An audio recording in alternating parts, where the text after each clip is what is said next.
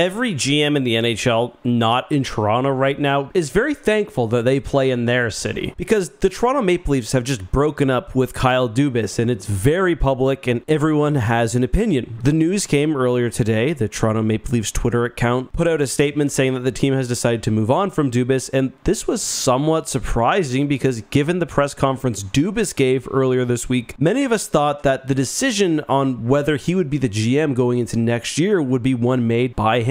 Brendan Shanahan had a press conference about 20 minutes ago as the time I'm recording this, and he explained the entire process. As early as March, Shanahan was in talks with Dubas for an extension. Even after the playoffs, there was a framework for an extension in place. However, there were a couple of things which derailed the re-signing of Dubas. One was that press conference where Dubas expressed uncertainty, especially as it relates to his family and the role moving forward. I was listening to the Merrick Show on Sportsnet today, and there were a lot of people speculating that this was more of a negotiating tactic than anything else. Dubas's agent would also counter Shanahan's offer with a higher one, and it was at that point that Shanahan decided it was time to move on. And in explaining his decision, he basically said, listen, I need someone whose heart is fully in it. This is despite the fact that Thursday evening, Dubas sent an email saying he wanted the job. Friday, he was fired. You know what? This is going to be controversial, especially among Leafs fans, but I actually applaud this decision. The NHL, in my opinion, has a problem with rewarding the familiar face. What has Kyle Dubas done in his tenure as Leafs GM? During Dubas' tenure, the Leafs failed. There's no other way to describe their performance other than a failure. They've won at most 5 games during one playoff run, and all but this year were knocked out in the first round. I understand that he built teams which either looked good on paper or performed well in the regular season, but when you fail and your response to getting another contract is to ask for more money, more autonomy, and also to talk to the media in a way that was not recommended, I can't blame Shanahan here. The Leafs have wasted prime years of Auston Matthews, Mitch Marner, and William Nylander. Tavares signing, it doesn't look great right now. I'm going to give Dubas a bit of credit on that, though. I don't think anyone really could have predicted the flat salary cap. I also really did like the trade deadline acquisitions this year. There were also bad deals too. Everyone talks about Foligno. People talk about the handling of Kadri as well. I'm still pretty upset that the Leafs lost Hyman. I feel like he added a lot to their lineup, but I guess that's the reality of the cap. Either way, I don't necessarily think Dubas is a bad GM, but I'm also cool with the Leafs moving on. I think a lot of people are upset because firing Dubas, or not rehiring him anyway, represents the fact that this could be the end of this core and this compete window. Auston Matthews has 1 year left on his contract. The Leafs need to re-sign him, or they're probably going to want to trade him, and the timelines are very, very tight. We'll know more by the beginning of July, but this was a team that felt really good, that looked really good on paper. They had so many chances though, and there's only so many times that you can push things off and say, we'll get them next year. So I think that's what so many fans are struggling with. When you have a generational scorer like Matthews, then talent like John Tavares, and the rest of the 4, plus the supporting cast, especially this year, it's tough. The final thing I want to add is that I wasn't joking at the beginning when I'm talking about Toronto media, and I guess at this point, considering how I'm talking about it, you can lump me in there too, and how it can't be too fun to be Kyle Dubas right now. And by all I've heard, he's a really excellent dude. I love that he shows his heart on his sleeve. He's open with his emotions. I think that's great. By all accounts, the Leafs players loved him, and if I were in that locker room, I would feel absolutely sick to my stomach. Because whether there were serious issues with the Leafs roster or not, the team also let Dubas down. They really did. They've been anti-clutch for his entire tenure, and obviously someone is going to get a lot of heat when they're managing the team that has collapsed as frequently as the Leafs. Dubas is also only 37 years old, which is completely insane. I'm sure he will be back to an NHL front office